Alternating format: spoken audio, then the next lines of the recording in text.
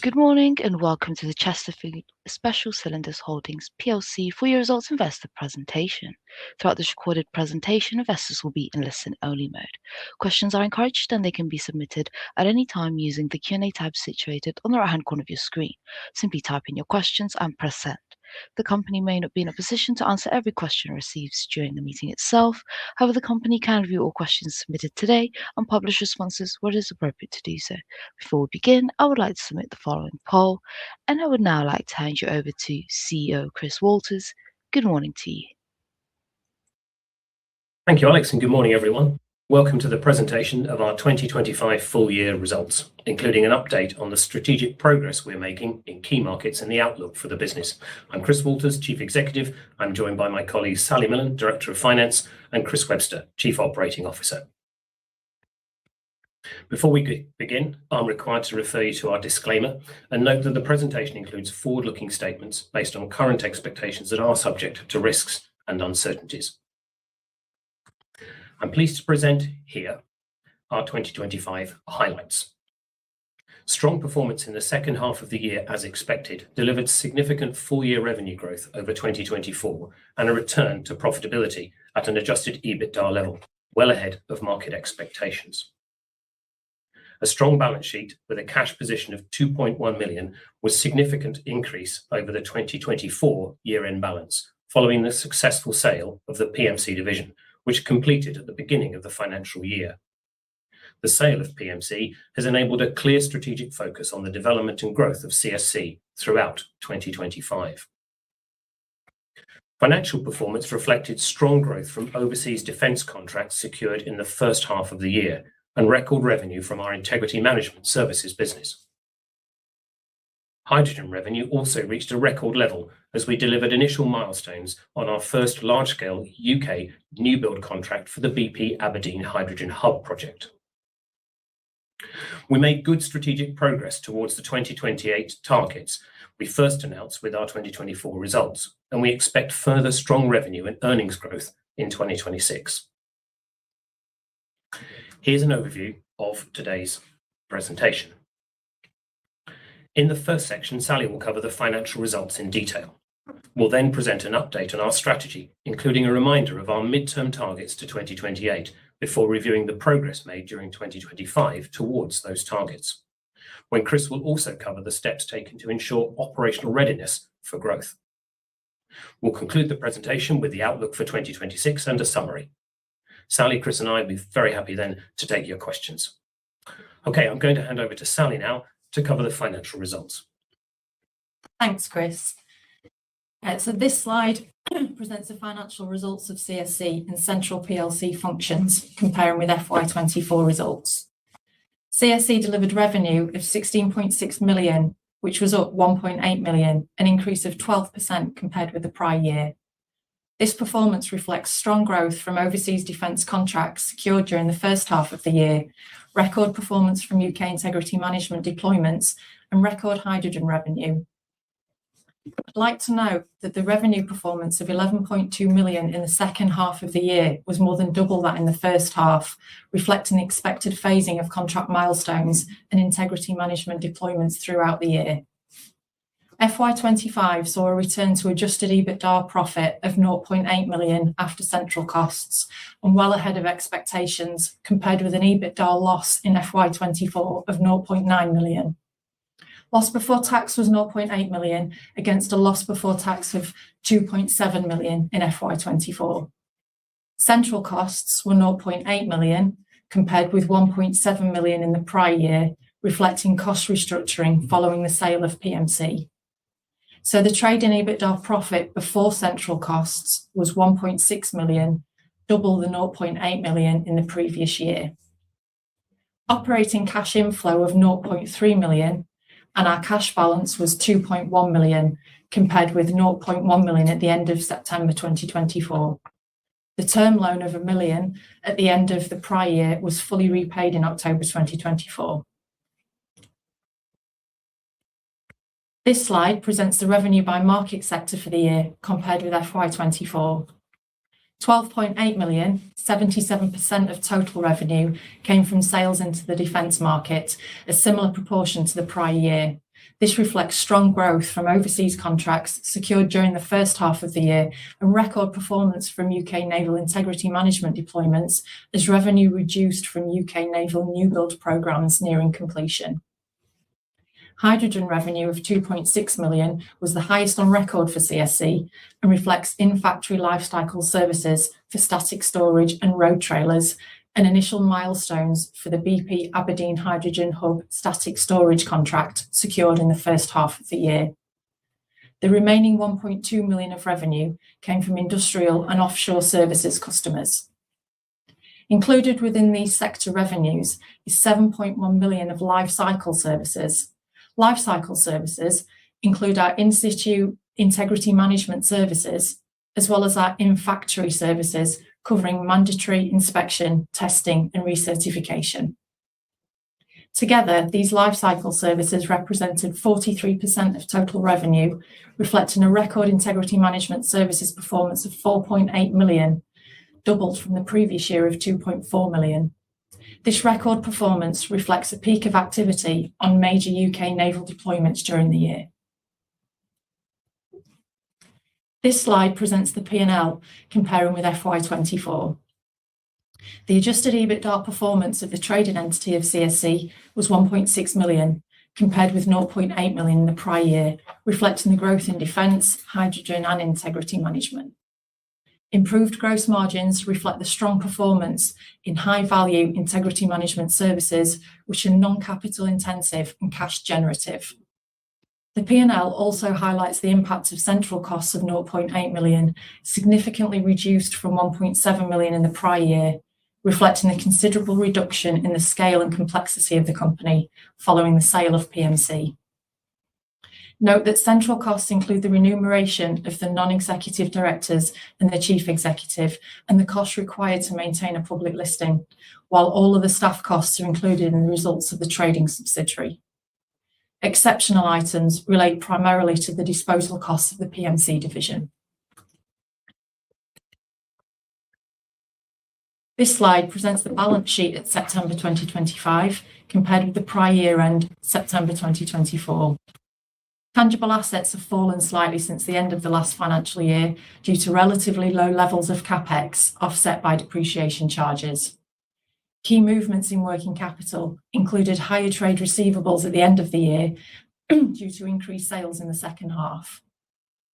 The company has a significantly stronger balance sheet with a cash position of £2.1 million at the end of FY25, compared with £0.9 million net borrowing at the end of the previous year. This slide presents the movement in the cash balance over the period from September 2024 to September 2025. The cash balance for CSC at the start of the financial period was £0.1 million. Initial cash consideration from the sale of PMC in October was £4.8 million.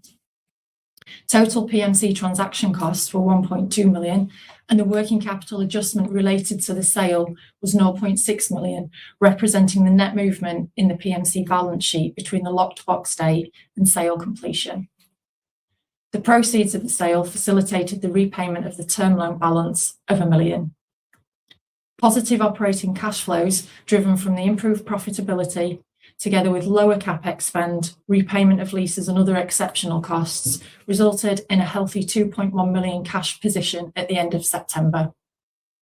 We're pleased with the company's significantly improved progress and performance in FY25 to a return to profitability, as well as its net cash position and strengthened balance sheet, which positions us well for our strategy and medium-term targets, which Chris will now take you through. Over to you, Chris.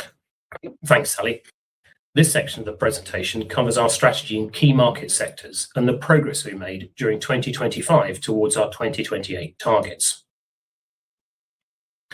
The delivery of value for our shareholders, customers and other stakeholders is through the strategic development and growth of Chesterfield Special Cylinders in established defence and emerging hydrogen energy markets, and through the growth of lifecycle services, as summarised here. In the defence market, we're the trusted supplier of mission-critical pressure systems to navies and defence contractors worldwide, with a proud 125-year history. This market is characterized by high-value contracts with the benefit of long-term program visibility, but are often subject to delayed order placements and irregular project milestone phasing, as we've seen in recent years. We're the sole supplier to UK submarine and surface ship programs and long-term partner to several major European shipbuilders for their domestic and export submarine projects, where we have the advantage of early engagement with engineering and procurement teams to support long-range operational planning. We're also well positioned for growth in overseas defence markets, including the submarine new build programs for the US Navy. In the hydrogen market, our world-leading reputation in safety-critical hydrogen storage and transportation systems reflects our extensive knowledge and several decades of experience. Strong UK government backing for clean energy production and support for the development of domestic supply chains provides an exciting opportunity for new build supply and lifecycle support of hydrogen storage and transportation systems over the medium to long term, where CSC is now having a comprehensive product and service capability. Lifecycle services represent the third and final area of strategic focus and growth, where we're well positioned as a pressure system OEM to capture non-capital intensive repeat revenue throughout the product lifecycle.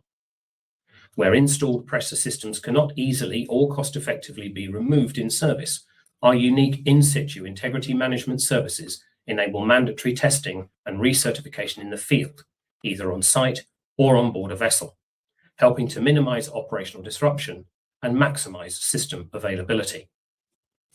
Our in-factory lifecycle services cover the mandatory inspection, testing, and recertifications of systems from a wide range of safety-critical regulated markets, including defence, hydrogen, power generation, offshore services, and industrial gas transport. As we set out in February this year with our 2024 results, these three areas are the basis of our strategy, our growth plans, and our midterm targets to 2028. This is a reminder of those 2028 targets against a 2024 baseline. The targets are unchanged as follows. We'll deliver revenue greater than 30 million from organic growth. We'll double high-value overseas defence sales to around 6 million, underpinning a 40% increase in overall defence sector revenue. We'll grow hydrogen sales to 30% of total revenue, and we'll double integrity management revenues to around 5 million.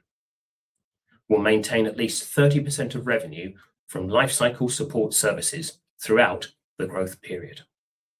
And we will deliver an adjusted EBITDA margin greater than 15% before central costs. Okay, I'll now present the outlook and opportunities in the defence and hydrogen markets. First, defence. Mission-critical systems manufactured by CSC are installed on the submarines and surface ships of more than 25 NATO-friendly navies worldwide, delivered through long-term relationships with well-known defence contractors and shipbuilders shown on this slide. In particular, I would highlight that CSC is the sole supplier to UK Royal Navy new build programs through prime contractors BAE Systems, Babcock and Rolls-Royce. CSC is also a long-term supplier to French shipbuilder Naval Group for domestic and export new build programs. In January this year, we were awarded a strategically significant contract to supply safety-critical pressure systems to the US defence prime contractor General Dynamics Electric Boat, the company responsible for the design, construction and lifecycle support of submarines for the US Navy. We're also currently suppliers to Navantia in Spain, Irving Shipbuilding in Canada, and BAE Systems in Australia, amongst others, and we're actively engaged with these companies in planning for their future programs.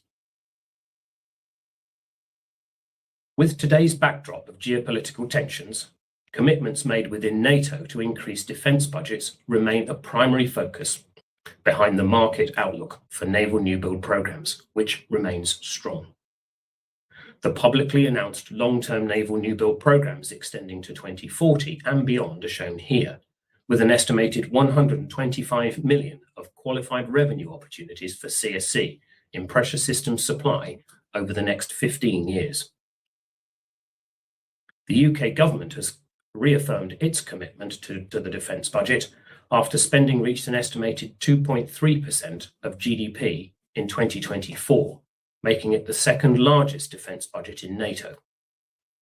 Looking ahead, the government remains committed to increasing the defence budget to 2.5% of GDP by 2030 and has repeatedly stated that this investment will deliver a so-called defence dividend, with an increase in orders for UK manufacturers like CSC, enabling greater levels of private investment and job creation across the supply chain. The SSNA AUKUS submarine programme, the trilateral agreement with the United States and Australia to deliver next-generation nuclear-powered attack submarines to replace the Astute class, remains fundamental to the UK's long-term defence strategy. This programme continues to drive significant investment in skills, training and jobs in the UK, and we expect to commence early manufacturing stages from 2027.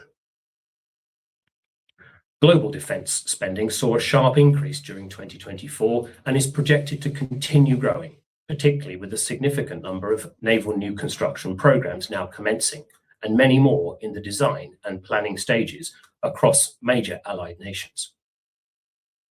The US, Australia, Canada and France remain committed to long-term investment programmes for submarines and surface ships. In the US, new build programmes for the Columbia-class ballistic missile submarine and Virginia-class attack submarine are active. These programmes continue to involve the use of critical UK manufacturers. Now the hydrogen market. CSC has a world-leading reputation and over 100 years' experience in the design, manufacture and lifecycle support of safety-critical high-pressure hydrogen storage systems. In this slide, we're summarising the role we play in the established market for industrial bulk hydrogen storage and transportation, and increasingly in the emerging market for green hydrogen, supporting decarbonisation and mobility projects. For new build static storage and transportation solution, our core product range is based on proven Type 1 steel technology, while we're also an experienced integrator of lightweight composite Type 3 and Type 4 cylinders. Our lifecycle services cover the mandatory inspection, testing and recertification of safety-critical hydrogen systems, including road trailers and transportable bundles, which we carry out in situ and through in-factory processes at our Sheffield facility. The global hydrogen energy market continues to develop, underpinned by its potential to support decarbonisation in transport, power and industrial applications as part of the overall energy mix. We're well positioned to supply products and services to this developing market and see an exciting outlook in the UK, where the government's funding commitment to hydrogen production targets through the hydrogen business model remains strong. The delayed rollout of UK government-funded hydrogen projects has been frustrating for developers and the wider supply chain. However, in April this year, the government confirmed its commitment through the approval of 10 projects under the first hydrogen allocation round, HAR1, representing a total planned production capacity of 120 megawatts, just short of the initial government target of 125 megawatts. The rollout of HAR1 projects was delayed in 2025, but developers are now progressing their technical and commercial work towards key supplier contract awards in 2026, with first hydrogen production anticipated from 2027. We are expecting one major storage contract under HAR1 in the first quarter of 2026 and several smaller road trailer opportunities from 2027.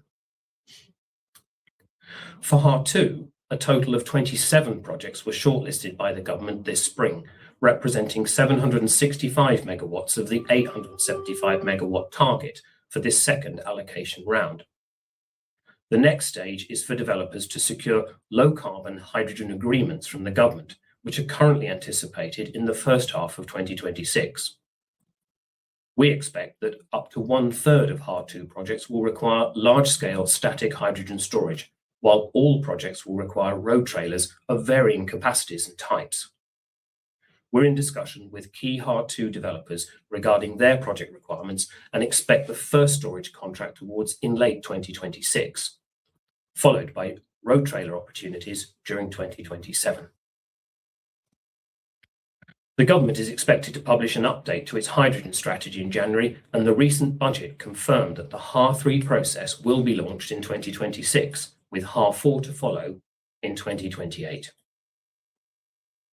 It has been encouraging to note that the UK government has stated that it will take action to increase levels of UK content in HAR projects.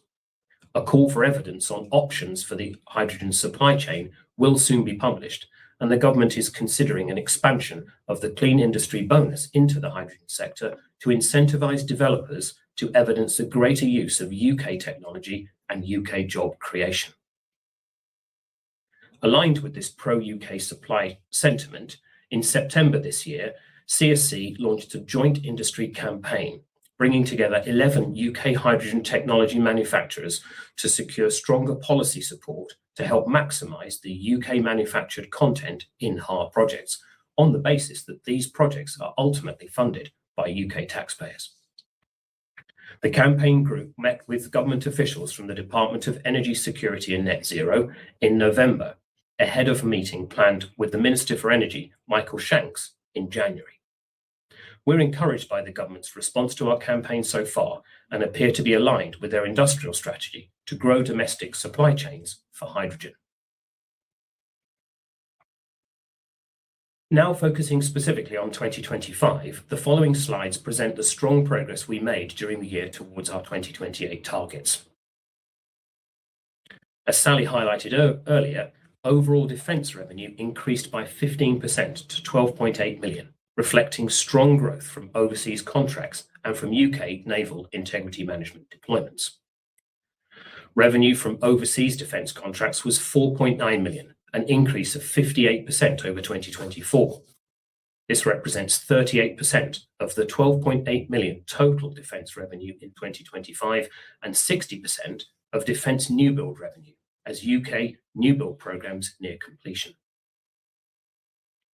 Overall defence order intake more than doubled to 19.1 million, with overseas orders at 8.3 million, an increase of 69% over 2024. Recent contract awards for the Royal Australian, Royal Canadian, US and Spanish navies have strengthened the order book, and we're positioned well for further overseas contract wins in the new year. The initial qualification contract to supply the US Navy is progressing well, with delivery of pressure vessels to the programme and qualification expected in early 2027. The first major orders are anticipated later that year for delivery in 2028. This significant step for CSC will provide a foundation for future growth and development in the US market, where ongoing submarine new construction programmes are already planned to run through until 2043. Also of note in 2025 was the growth in margin performance, influenced by a strong integrity management result and through the operational performance improvements and production efficiencies achieved since 2024, which Chris will come on to discuss later on. So in summary, we're pleased with the progress being made here. The overall defence order book at the end of the period was significantly stronger at 14.6 million, compared to 8.2 million at the end of 2024. The outlook for overseas and UK defence markets remains strong, and we're on track to meet our 2028 targets. Hydrogen revenue increased by over 50% to 2.6 million in 2025, which was our highest hydrogen revenue on record. This performance reflects an in-factory lifecycle services for road trailers and storage bundles, and includes initial milestones for the BP Hydrogen Hub contract secured in the first half of the year.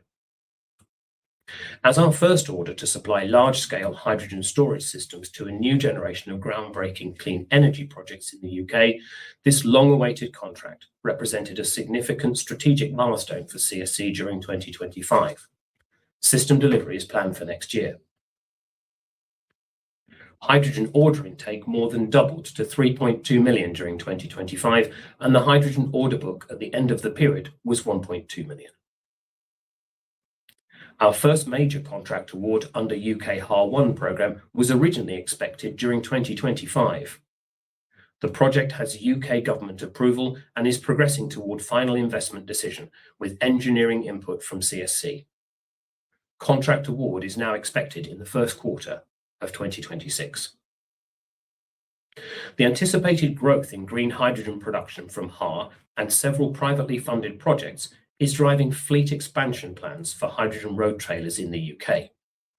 Building on our extensive history in proven Type 1 steel solutions, we've signed a strategically important cooperation agreement with leading Type 4 composite cylinder manufacturer Enprox, enabling the integration and supply of lightweight modular hydrogen storage systems and road trailers to meet this growing UK demand from 2027, giving us a full service offering to the market. Given the UK government's commitment to HAR, support for UK supply chains and CSC's strong industry position, the outlook for hydrogen from 2026 is strong, and we're confidently on track to achieve our 30% of total revenue target by 2028 at around £9 million. Total lifecycle services revenue in 2025 was 7.1 million, an increase of 60% over 2024, driven by record revenue growth in integrity management, which doubled to 4.8 million, reflecting a peak in activity on major UK naval deployments throughout the year. The longer-term outlook for integrity management services remains strong, especially for naval deployments across the existing UK fleet. CSC is also in discussions with several overseas navies regarding integrity management revalidation services for their surface ship and submarine programs, with fleet deployments expected in 2026. Margins improved during the year for in-factory inspection, testing, and recertification services, following operational improvements and efficiencies implemented since 2024. Delivery performance and stronger gas major relationships underpin this visible, non-capital intensive repeat revenue stream. We're on track to achieve our target for integrity management services of around £5 million by 2028, double the performance of 2024, noting that 2025 reflects a peak in UK naval deployments. The expected growth in integrity management services and a predictable demand for in-factory recertification work together support our goal of maintaining 30% of revenue from high-value lifecycle services throughout the period to 2028. Okay, I'm going to hand over to Chris to review the progress made in manufacturing operations that supported our strong performance in 2025 and underpin our outlook and growth plans. Chris. Thanks, Chris. We commenced our operational improvement strategy in 2022 and have successfully moved on from the back to basics phase and built ourselves a solid foundation to improve from. Through 2025, we have been making change in a systematic manner to all three of the operational themes depicted on the right-hand side of this slide. We are well positioned to continue to make change and move into the accelerate performance phase. Over the next two slides, I will describe some of our key achievements and the plans we have for growing the business through operational excellence in the coming years. We've been working hard on improving our operational flow, increasing our performance and equipment uptime, and developing the skills and competence of our valued workforce. On this slide, you can see some of our achievements in pictures. In 2024, we recommenced our apprenticeship programme and continued that with another 3 apprentices in 2025. This is enabling us to have a strong pipeline of new talent to enter the business. So due to this influx of new personnel and the expectation of additions to our team as we grow, we've overhauled our training and assessment process to lock in the skills and move from a tacit knowledge-based organisation to one that is increasingly process-driven. We've had another successful year of ensuring the Meadowhall site is well organised, with clear set standards around the factory. This has enabled a continued improvement in safety and quality performance and generated operational efficiency gains. A change to the organisational arrangements with the introduction of process managers has led to a stabilised process performance at key work centres, which in turn have led to an increased capacity whilst providing a better level of service to our customers. The changes we've made through this last year have put us into a position of strength, and I'm sure we will start to accelerate our performance through 2026 and beyond. We'll do this through a structured multifunctional improvement process with clear aligned objectives and change projects, using visual management techniques to enable our teams across the business to actively engage. We're embracing technology and have started to introduce more visual controls with some high-tech solution providers to enable us to use data wisely to improve equipment uptime, achieve repeatable quality first time, and increase efficiency for our customers. As you're all aware, we're in the qualification phase to supply the US Navy. We are already planning for our success with a reconfigured factory layout with several phases to enable us to achieve our growth aspirations into 2028 and beyond. These changes will introduce some new processes at the same time as providing a clear flow for a more diverse product range through the factory. None of this is achievable without the development of our people. All our team have development plans and stretch goals, and we're striving for at least 30% of our team to be capable of implementing change through formal lean manufacturing training. We're increasing our integrity management team and upskilling them so they can be fully flexible. This strategy is key to achieve the growth targets for integrity management alongside factory operations. Thanks, Chris. We'll conclude the presentation with a brief outlook for 2026 and a summary. We're confident in the outlook for 2026 and expect to deliver further strategic progress and significant earnings growth.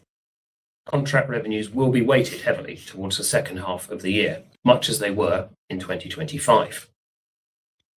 In defence, we have a robust order book and expect further order placements from overseas naval customers in the first quarter of the new year. We also expect to secure our first contract under the SSNA AUKUS submarine programme and progress our qualification to supply the US Navy. In hydrogen, we're encouraged by the momentum in the UK market and expect our first major HAR1 contract award in the first quarter of the new year. We also expect our first HAR2 contract award later in 2026, along with road trailer orders for delivery from 2027. In lifecycle services, the outlook remains strong for integrity management in UK naval deployments, and our first overseas naval orders are expected very soon for deployment in the first half of 2026. Improved pricing and operational efficiencies underpin further expected margin growth from in-factory lifecycle services. So to summarise, we were pleased to deliver significantly improved financial performance in 2025, with earnings well ahead of market expectations, starting 2026 with a strong balance sheet. We're making good progress towards our targets, and we're looking forward confidently to further progress and growth in the year ahead, underpinning exciting prospects for the business and shareholders. That concludes the presentation. Chris, Sally and I will answer any questions. Alex, over to you. Fantastic. Thank you very much indeed for your presentation. Ladies and gentlemen, please do continue to submit your questions using the Q&A tab situated on the top right corner of your screen. While the company take a few moments to review those questions submitted today, I would like to remind you that a recording of this presentation, along with a copy of the slides and the published Q&A, can be accessed via your investor dashboard. Chris, if I may now hand over to you to chair the Q&A, read out the questions where appropriate, and I'll pick up from you at the end. Thank you. Thank you, Alex. So we've got a couple of questions here specifically on the first half, second half phasing of the performance in 25. Why is the performance weighted towards the second half of the year? And 2025 was a year of two very different halves. How does 2026 look? Sally, would you perhaps pick those up? Yeah, sure. So we're not a seasonal business. New build revenue is driven by contract milestones, which do vary in size and timing. And the timing of order placement and product delivery requirements are controlled by the customer, which can result in significant fluctuations between periods. Over the longer term, recurring revenue from integrity management and life cycle services from within the factory should help smooth those working capital profiles, but lumpiness is a feature of defence new build programmes. The phasing in 2026, I think, will be fairly similar to 25. Performance will be weighted heavily towards the second half of the year. It will reflect the timing of existing contract milestones, new hydrogen orders and integrity management deployments. With the improved cash position, we've got the working capital flexibility and headroom to more easily navigate this phasing. Okay, thanks, Sally. Okay. We have a question related to the US Navy project, which says the US Navy project appears to be delayed. Can you tell us more about this project and when you think you'll get orders, Chris? Sure. So look, I think in general we're definitely progressing well with the qualification phase with the US Navy. It's been slightly delayed, but this is quite a complex program that we're working through here, and we're looking to start to conclude this at the early part of 2027. But we're absolutely confident that that will then lead itself to a good conclusion post the qualification phase, as was described in the presentation. I think it's good news that if you've read in the press just recently that there's strong collaboration between the US and the UK with the announcement of Babcock being involved in the manufacturing phase for the Virginia-class submarines. So I think all of that is just generally showing that the movement is in a positive direction. Thanks, Chris. We've got a related question. Perhaps, Sally, you could pick this up. How are tariffs affecting the bottom line in terms of finished goods and raw materials? Okay, I think in summary, we don't anticipate any impact on our profit from tariffs. In terms of goods inwards, we source most of our raw materials from Europe, including the seamless steel tube. So where costs are currently stable and we're not exposed to tariffs from there. In terms of export, we would anticipate that tariffs would be applied on our products exported to the US, including those for the US Navy. The customers using CSC, because of our expertise, track record, and the way that the contracts are set up, they will take responsibility for the importation and the tariffs. Okay, thanks, Sally. We've got a question about the sale of PMC and the variable element of the sale. Please, can you update shareholders on the variable element of the proceeds from the sale of PMC? Is anything payable?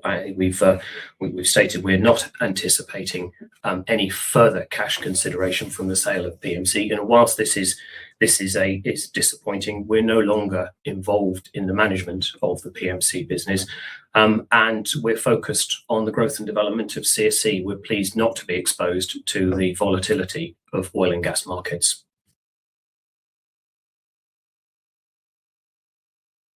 We have a question, Chris, related to the resources and skills to deliver the growth plans. Have you got the resources and skills to deliver growth plans to 2028? Okay. So I think that we're lucky to be based where we are in South Yorkshire. It's a good industrial zone to be based from. As we've described, that the apprenticeship scheme is live and that is feeding through to us, and we've got good relationships with the AMRC and a local facility that's got a very good apprenticeship programme. So we've had no problem getting good candidates.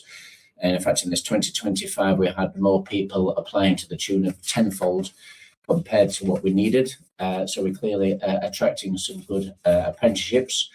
And then in terms of then just mixing in with the other skills as well, then they're available. And if we're looking forward to developing our welding skills, because that's what's needed as part and parcel of our change of product profile, then I can't see any issues with that in this area to develop up to 2028 and beyond. Okay. Thanks, Chris. We've got a question related to the PLC capital structure. With the company so small compared to most PLCs? Is it time to do something structurally, or do you think your current size is tenable? And clearly, it's a good question. Our core strategy and targets are very much based on being a PLC and having that capital structure, and indeed having those costs, which we recognise, may be a drag at very small scale. But over time, central cost we expect to become a decreasing proportion of our overall cost, and of course, a decreasing proportion of our overall earnings, as we are projecting significant growth out to 2028. So we believe the model to be tenable over the midterm, but of course, the board will continue at all times to evaluate options to reduce PLC cost and maximise value for shareholders. We have a question on operational improvements. You mentioned the operational improvements to support 2028 growth. What investments in the Sheffield factory do you need to deliver the growth, Chris? Okay. So I think that, as was described in the presentation, the capex has been somewhat subdued over the last few years and has flown through to the cash position that Sally described at the start of this financial year. It's certainly anticipated that we start to increase that over our 3-year time period. There's a base level of maintenance capex that'll be required at circa 300 to 400,000. But I think the main elements that we want to invest in are some semi-automation and possibly some automated programs. We've got some welding equipment that we require to feed through into some of the products that we want to manufacture. And then certainly from a paint system perspective, we've got some ambitions in that area that will improve our throughput to make sure that we can support the hydrogen growth areas particularly. Yeah. Well, actually covering hydrogen then, Chris, we've got a couple of questions that are similar in relation to hydrogen. Please, would you comment on the speed and degree of mobilisation which is occurring under HAR1 and HAR2, and whether what we're seeing from the government is as committed to hydrogen as we anticipated it would be 12 months ago? In other words, have we seen funding being released? So actually, as we said earlier on in the presentation, I think it's been a frustrating few years since the HAR1 programme was first launched back in 2022.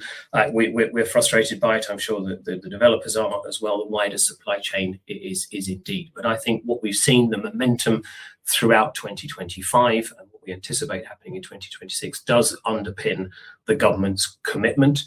We're seeing projects moving now very quickly towards final investment decision, and those projects themselves, of course, are depending on the government funding, and the signing of low carbon hydrogen agreements is evidence of that government commitment. So yes, slow and long awaited, but we are confident about the outlook. And in relation to that, a further question about the £9 million revenue. So you're forecasting £9 million revenue by 2028 from hydrogen, with less than 3 million in 2025. How many projects are we expecting to win? Well, as we indicated earlier on, the focus with HAR, the 27 shortlisted projects, we anticipate around a third of those projects, about 9 projects in total, will require large-scale, high-pressure hydrogen storage. And our forecasts are based on securing a good proportion of those projects. Principally, revenues from the second HAR programme, HAR2, are likely to be delivered from 2027 onwards, so through 27 and 28 for HAR2, and we anticipate then HAR3 projects starting to kick in from 2029. But that assumption of a proportion of the 9 HAR2 contracts gives us confidence in delivering that £9 million revenue by 2028.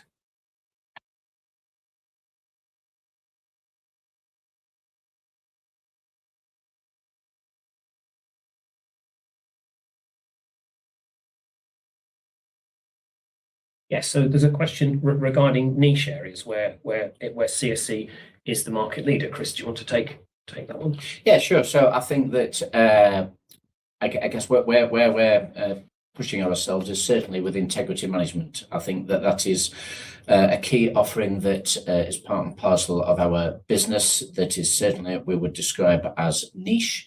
Clearly with the OEM, but we would provide a service to not our own cylinders but other manufacturers as well worldwide.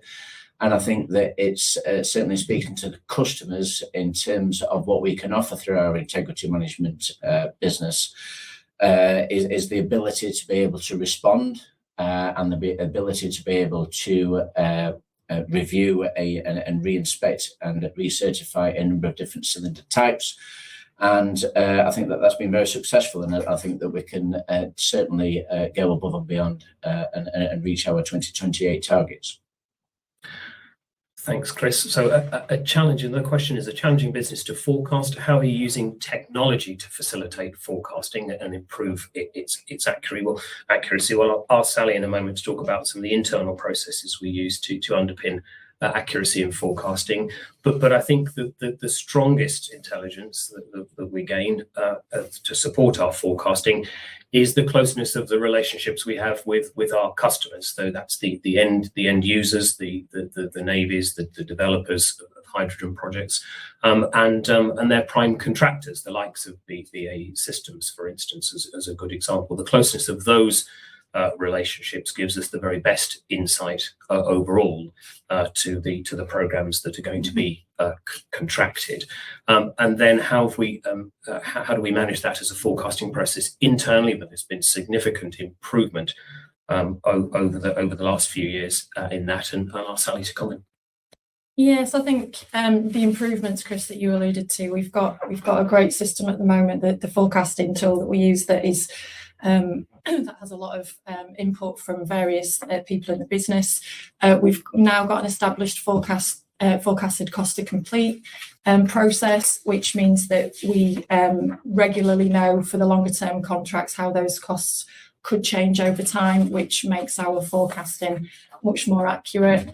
The month-end process is a fairly quick turnaround, so we're straight onto the new month fairly quickly. You know, we're a small finance team, but with input from the rest of the business, I think the forecasting process is much better than it was, and it's fit for purpose. Very much so. Yeah. Thanks, Sally.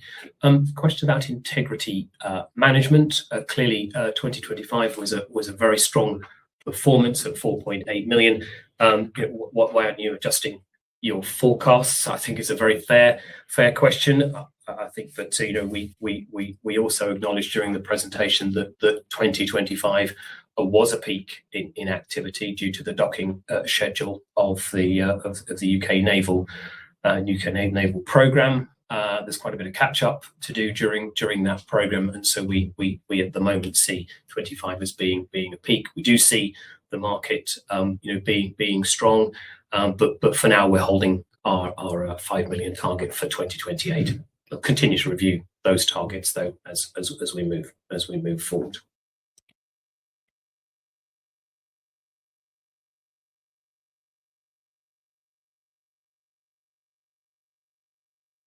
Maybe the last question, if we might, Alex. So a question also related to hydrogen. So a green hydrogen contract was announced today involving ITM and Kimberly-Clark. So ITM, our neighbours here in Sheffield, just one junction down the M1, clearly anticipating and waiting for the growth and development of UK funded projects. We're pleased to see them securing a contract for electrolyser supply, which we know that we've been waiting for a while. We're not directly involved in the Kimberly-Clark project as such, doesn't require large scale static storage, but there are several other opportunities within the overall HAR programme that we are working on that undoubtedly ITM we wish them success as well.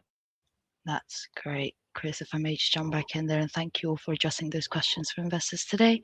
And of course, the company can view all questions submitted today and we will publish those responses on the Investor Meet Company platform. But Chris, before I redirect investors to provide you with their feedback, which I know is particularly important to the company, could I please ask you for a few closing comments? Sure, thanks, Alex, and thank you all for taking the time to attend the presentation today and for those questions. And following the transitional period of the last few years, Sally, Chris, and I, and the wider CST team are very much looking forward confidently to the year ahead and to making further progress towards our targets. Thank you for your continued support. Best wishes for the festive season and a successful 2026. Thank you. Fantastic. Thank you once again for updating investors today. Could I please ask investors not to close this session, as you will now be automatically redirected to provide your feedback in order that the board can better understand your views and expectations. This will only take a few moments to complete and I'm sure will be greatly valued by the company. On behalf of the management team of Chesterfield Special Cylinders Holdings PLC, we would like to thank you for attending today's presentation and good morning to you all.